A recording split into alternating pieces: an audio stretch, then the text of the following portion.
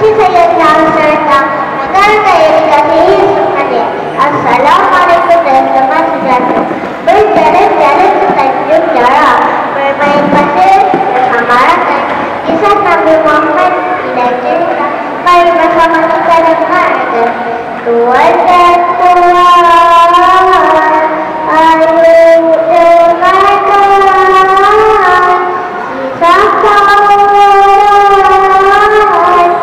jadi ikutan akhlak mulia jadi perubahan perisai diri digoda setan.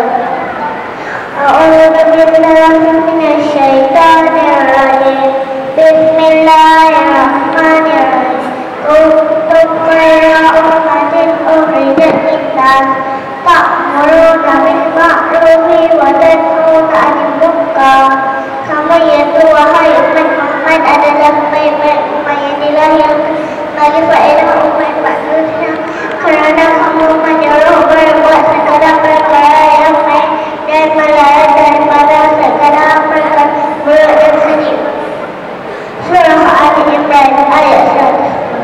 Rekan-rekan sekalian, di sujud bersama Ismail Munawwar, seorang kekasih wanita, hari demi hari apabila seorang mendekatinya, ia selalu berkata, wahai saudaraku, jangan dekati Muhammad, dia itu orang gila, dia itu pembohong, dia itu tukang sihir. Apabila kalian mendekatinya, kalian akan dimarahinya.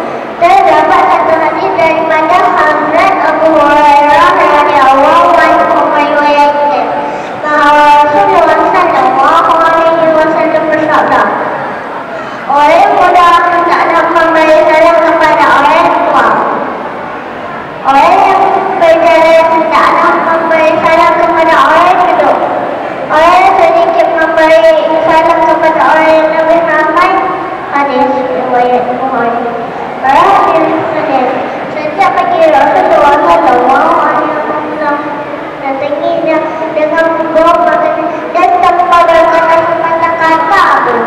Rasulullah sallallahu alaihi wasallam menyuapkan makanan yang dibawanya kepada pengemis itu, walaupun pengemis itu selalu berkenan agar tidak mendekati orang yang bernama Muhammad. Rasulullah sallallahu alaihi wasallam melakukannya hingga menjelang baginda wafat. Setelah wafat Rasulullah sallallahu alaihi wasallam, tidak ada lagi orang yang membawakan makanan setiap pagi kepada wanita itu. Suatu hari Abu Bakar radhiyallahu anhu berkunjung ke rumah anaknya Aisyah radhiyallahu anha. Beliau bertanya kepada anaknya, wahai anakku, adakah sunnah kekasihku yang belum aku kerjakan? Aisyah radhiyallahu anha menjawab pertanyaan ayahnya, wahai ayah, engkau adalah seorang maslihuna, hampir tidak ada satu sunnah yang belum ayah lakukan kecuali satu sunnah. Apakah itu? Tanya Abu Bakar radhiyallahu anhu. Setiap pagi Rasulullah sallallahu alaihi wasallam pergi ke hujung pasar dan membawa makan untuk seorang pengemis wanita yang berada di sana.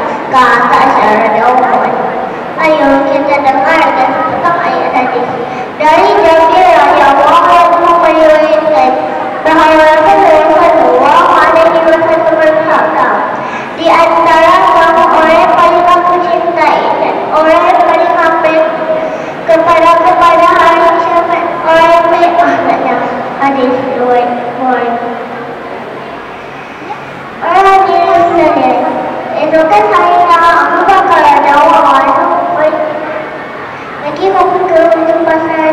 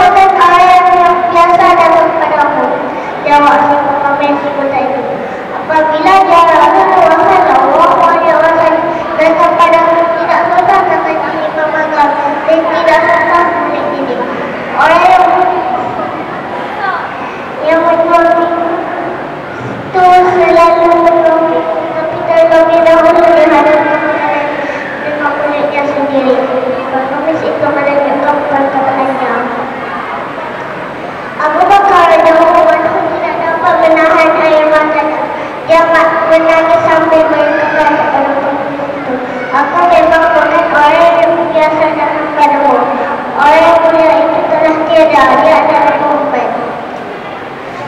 Setelah pengamis itu mendengar cerita Abu Bakar dan Umar, dia menangis dan kemudian berkata, "Benarkah demikian? Selama ini aku selalu menghinanya, memfitnahnya.